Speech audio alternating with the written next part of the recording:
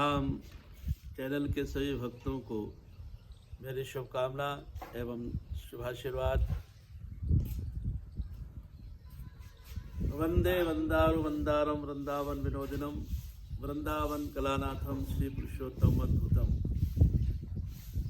हम सभी भगवान श्री पुरुषोत्तम का स्मरण करते हैं, उनके चरणारविंदों में बारंबार प्रणाम करते हैं। सज्जनों, आज हम सभी पुरुषोत्तम मास के महिमा में 21वें अध्याय का पावन प्रसंग श्रवण करने जा रहे हैं। और यह ऐसा सुंदर पावन प्रसंग है कि इसके अंदर अगर हम सही उतर जाते हैं, खरे उतर जाते हैं, तो यह हमारे जीवन में 21 ही काम करता है। क्योंकि हमारे यहाँ पर भगवान की भक्ति दो प्रकार से होती है, एक सगुण रूप से होती है, एक निर्गुण रूप से होती है। अगर हम भगवान की भक्ति करते हैं और वो भी भक्ति सगुण रूप से करते हैं, तो यहाँ पर पुरुषोत्तम की सेवा के लिए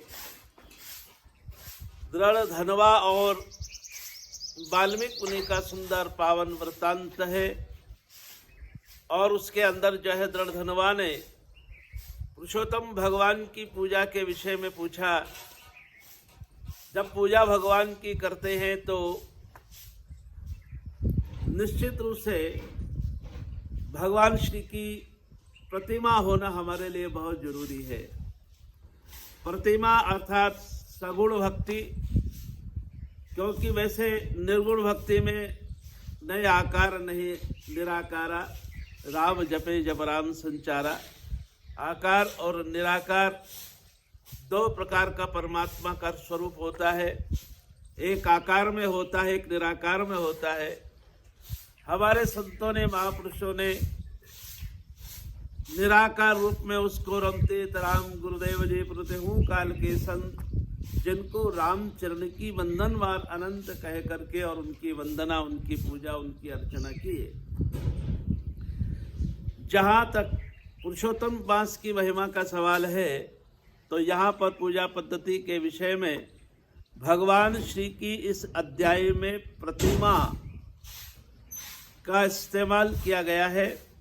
प्रतिमा की पूजा भगवान की, श्री पुरुषोत्तम की, चाहे विष्णु भगवान की हो, भगवान कृष्ण की हो, किसी का भी स्वरूप हो, लेकिन वह स्वरूप हमारे भीतर में बिल्कुल सगुण होना चाहिए।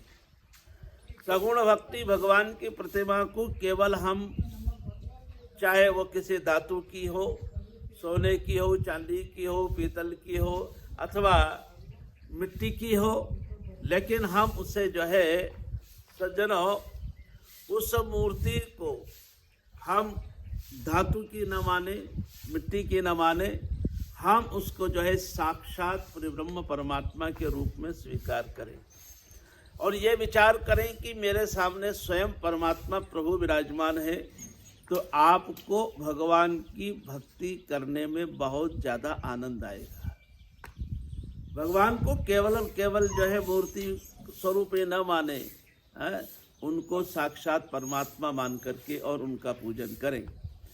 यहाँ पर यही कहा गया है, भगवान श्री हरि और नारद के सुंदर संवाद में एक बात कही गई है। हरि से पूछने पर नारद जी महाराज ने भगवान श्री से एक बार पूछा कि महाराज प्रतिमा की किस तरह से पूजा करना चाहिए।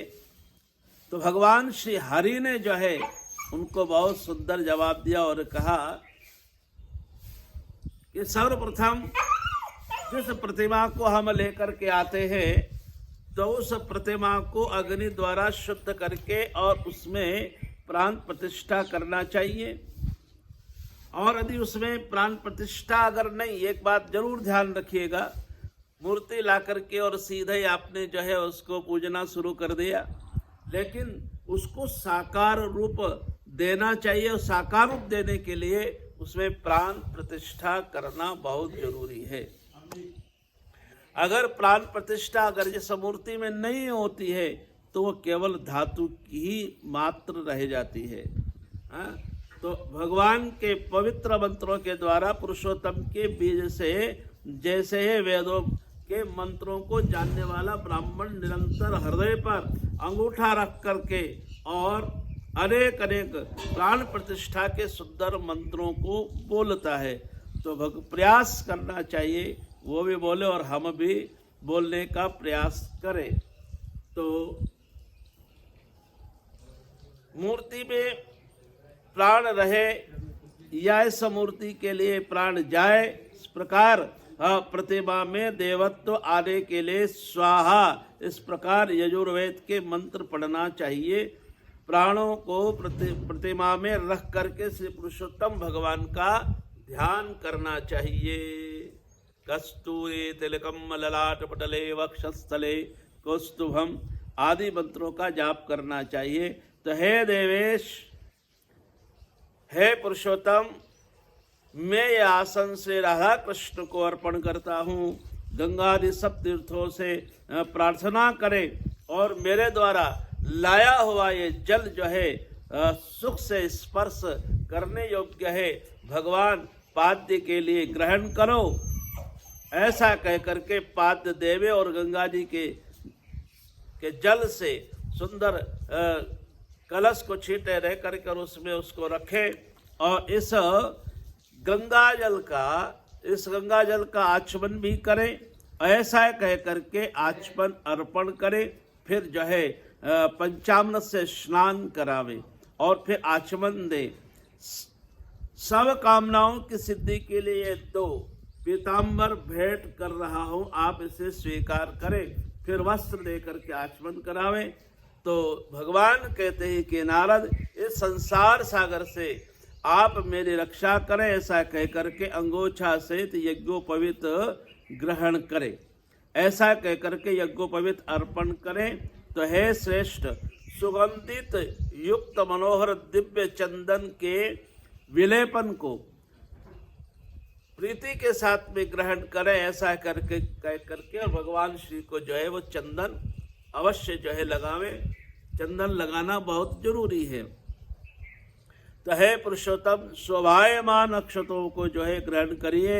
ऐसा कह करके अक्षत चढ़ावें और इस प्रकार के श्रावादि जो 24 मंत्र हैं उन मंत्रों से जो है नाम के अनंत में चतुर्थी विभक्ति लगा करके और प्रत्येक अंग की पूजा करें और फिर पुष्पादि लेकर के एक एक वस्तु से और भगवान श्री पुरुषोत्तम का पूजन करें। तो पूजन जो है भगवान श्री का बहुत प्रेम से, बहुत भाव से, बहुत श्रद्धा से, और जैसा कि मैंने कहा कि भगवान को साक्षात स्वरूप में मान करके श्री पुरुषोत्तम का पूजन करना चाहिए। और भगवान श्री का जो पूजन है यह हमारे लिए, सबके लिए कल्याणकारी सिद्ध होगा। फिर अधिक मास की सुंदर पावन बेला में आपको, हम सबको अगर भगवान श्री की ऐसी सुंदर प्रतिमा का पूजन करने का अवसर मिलता है तो इसमें तो सोने में सुहागा हो जाता है ना। तो आज आपको यह 21वीं अध्याय श्रवण करवाइए। फिर से कहता हूँ, भगवान का अगर प्रेम से, भाव से, श्रद्धा से पूजन अगर किया गया है तो आपका कार्य, आपका हर कार्य जो है 21 ही होगा। यह पुरुषोत्तम भगवान का शुभाशीर्वाद है। तो 22वें अध्याय का सुंदर पावन प्रसंग हम आपको कल के दिन श्रवण करवाएंगे और भगवान श्री पुरुषोत्तम की कृपा आप सबके ऊपर बनी रहे और आप सबका जीवन भक्तिमय, आनंदमय बने। इन्हीं शब्दों के साथ जय श्री राम। बोले श्री राधा पुरुषोत्तम भगवान की जय।